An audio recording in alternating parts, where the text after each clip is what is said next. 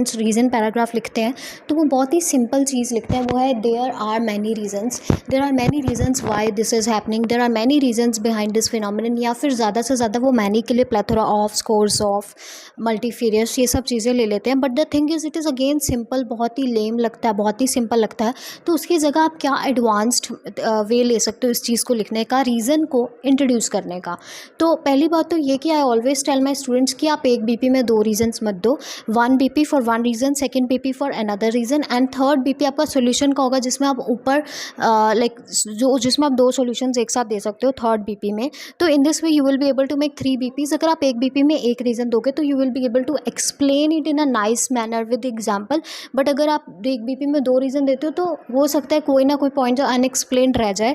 और इसका एक और भी रीज़न है that I will tell you कि एक बीपी में एक ही रीज़न क्यों देना चाहिए, कोहेरेंस एंड कोहेजन के लिए ये अच्छा और क्यों है, that I will tell you. But पहले मैं अल्टरनेट वेज ऑफ राइटिंग में आपको वे ऑफ राइटिंग बताती हूँ इस चीज़ का। There are many reasons why, बहुत सारे रीज़न हैं क्यों कि इस चीज़ को हम कैसे लिखेंगे। अब जैसे अगर मैं लिख रही हूँ there are many reasons why pollution is rising, there are many reasons why pollution is on hike, कि पॉल्यूशन क्यों बढ़ रहा है इसके बहुत सारे रीज़न है, या there are many reasons behind pollution.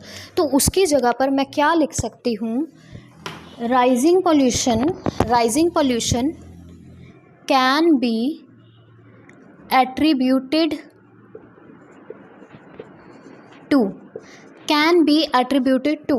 Rising pollution यानी प्रॉब्लम का नाम पहले आएगा, फिर लिखेंगे हम can be attributed to, to के बाद सोल्यूशन आएगा, टू के बाद रीज़न आएगा। रीज़न पहले problem, rising pollution can be attributed to increase in use of private vehicle. अगर आप रीज़न अपना जो रीज़न है वो ये देना चाहते हो प्राइवेट व्हीकल की वजह से पोल्यूशन बढ़ा है, तो हम क्या लेंगे एट्रीब्यूटेड टू के बाद increase in use of private vehicles.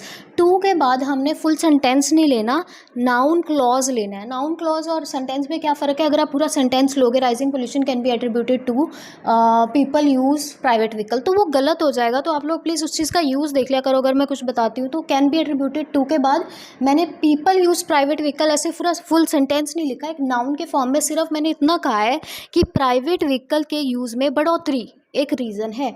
ऐसे ही एनिमल एक्सटेंशन, हंटिंग। अब एनिमल एक्सटेंशन मान लो आपके पास क्वेश्चन आया कि एनिमल एक्सटेंशन हो रहा है तो एनिमल्स आर गेटिंग एक्सटेंट, आप ये भी नहीं लिखोगे कि एनिमल्स आर गेटिंग एक्सटेंट, इस तरह भी आपने पूरा सेंटेंस नहीं लिखना। इस तरफ भी आप एनिमल एक्सटेंशन यानी 2 वर्ड्स में बताओगे प्रॉब्लम को, कम से कम वर्ड्स में। जैसे यहाँ पोल्यूशन है, यहाँ एक्सटेंशन है, इन्हें नाउन्स कहते हैं, तो आप ये नाउन्स उठाओगे, प्रॉब्लम को नाउन के फॉर्म में प्रेजेंट करोगे। Animal extension can be attributed to massive hunting, जो बहुत ज़्यादा हंटिंग हो रही है, हंटिंग एट मैसिव स्केल। अब ये नहीं कहोगे पीपल आर डूइंग हंटिंग, नहीं, आप प्रॉब्लम को अभी सिर्फ इंट्रोड्यूस करोगे। तो hunting, massive hunting, hunting at massive scale can be attributed to, ये क्या होगा, हमारे बीपी की फर्स्ट लाइन होगी ये। और ये फर्स्ट लाइन बताएगी कि हमारा टॉपिक सेंटेंस होता है फर्स्ट लाइन, और फर्स्ट लाइन बताती है कि इसके अलावा और कुछ एक्सप्लेन नहीं किया गया मेरे बीपी में। टॉपिक सेंटेंस का मतलब ही क्या है, टॉपिक आपके बॉडी पैराग्राफ का। तो अगर आप एक ही रीज़न बताओगे तो आप हंटिंग इस तरह से लोगे, animal extension can be attributed to hunting. जैसे obesity can be attributed to consumption of fast food, fast food अकेला नहीं, consumption of fast food. Obesity जो है can be attributed to means, अब इसका कैन बी एट्रीब्यूटेड टू का मतलब क्या है कि ओबेसिटी को का जिम्मेदार ठहराया जा सकता है इस चीज़ को। इसका मतलब है कि हम रीज़न असाइन कर रहे हैं, कैन बी एट्रीब्यूटेड टू को एक तरह से आप इस तरह से हिंदी में ले सकते हो, का जिम्मेदार ठहरा रहे हैं इस चीज़ को। जो सेकंड वाला जो इधर होगा वो मेरा क्या है, रीज़न। ये चीज़ याद रखना, रीज़न इधर नहीं लिखना, इधर प्रॉब्लम ही लिखनी है। Obesity can be attributed to consumption of fast food, fast food consumption जो है ओबेसिटी का कारण है।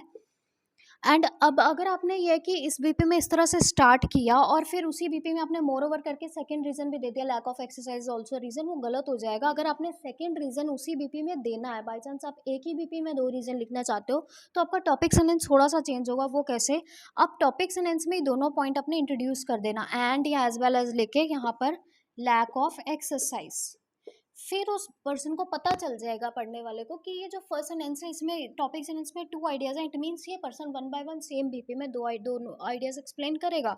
टॉपिक सेंटेंस मीन्स इसके अलावा और कुछ एक्सप्लेन नहीं होने वाला। तो अगर आप 2 आइडियाज़ एक्सप्लेन करने जा रहे हो तो दोनों ही टॉपिक सेंटेंस में लिखोगे, फिर फर्स्ट लिख करके आप फर्स्ट एंड सेकंड लिख करके सेकंड एक्सप्लेन कर पाओगे उसी बीपी में। Obesity can be attributed to consumption of fast food as well as lack of exercise. फिर वन बाय वन करके will explain both the ideas in the same BP. Otherwise अगर आप एक ही लेते हो कंजम्पशन ऑफ फास्ट फूड तक, तो वो उस बीपी में आएगा, और फर्दर मोर करके फिर जब हम सेकंड बीपी बनाएंगे तो वी कैन इंट्रोड्यूस दिस कि lack of exercise is another possible reason. वो आप फिर सेकंड बीपी में लिखेंगे। आई होप आपको ये चीज़ क्लियर होगी, और कोई डाउट है please let me know in the comment section below. Then please जो एट्रीब्यूटेड टू आपने आज सीखा है इसका यूज़ कमेंट सेक्शन में करो, ताकि मुझे पता चले आपने सही तरीके से सीखा है या नहीं सीखा। बिकॉज उस चीज़ में भी प्रॉब्लम आती है, कई बार स्टूडेंट उस चीज़ को गलत इंटरप्रेट कर लेते। तो आई विल करेक्ट यू, अगर आप गलत हो तो please write it in the comment section. कुछ जो है सेंटेंसेज लिखो, रीजंस दो प्रॉब्लम्स के in the comment section, and I will check it. And my number is given, you can easily WhatsApp me if you need IELTS coaching on any module. Thank you.